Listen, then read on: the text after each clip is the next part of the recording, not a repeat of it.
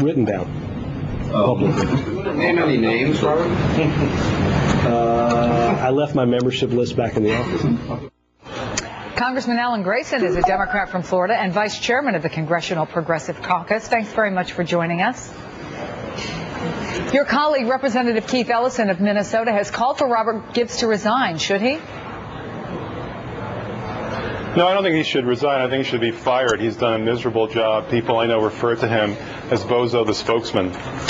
He's not conveying the value of the president's strategies or his plans or his programs. He's doing a miserable job. It's that simple. He's so far in over his head, he'd have to reach up to touch his shoes. So you think the problem is with him? You don't think that the things that he said reflects a frustration within the White House, within the West Wing of, say, Rahm Emanuel or the president himself? I'd like to see Gibbs show some frustration over 15 million unemployed Americans. I'd like to see him show some frustration over 40 million people who can't see a doctor when they need to.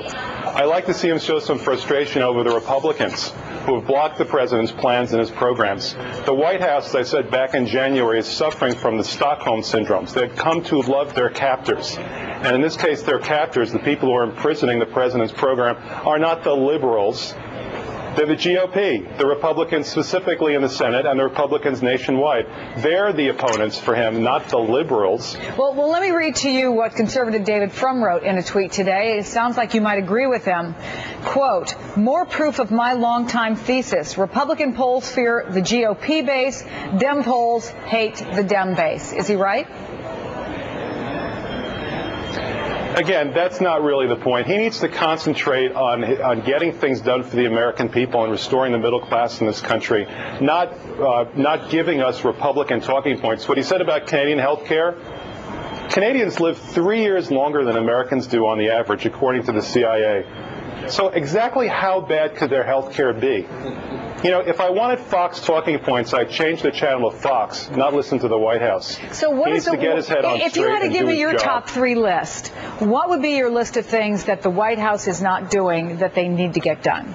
And I mean, with more specificity, obviously we want to create more jobs. Obviously we want a robust economy. Well, what we'd like is to see the things that we do to improve America conveyed properly, and that's his job, and he's failing at it. The generic congressional vote has dropped 16 points in 20 months, and with us passing health care for all Americans. He's doing a miserable job because his heart isn't in it. He belongs on Fox, not as the White House spokesman. Florida Congressman Alan Grayson, no question about where you stand on this. Thank you very much for joining us. Thank you. Coming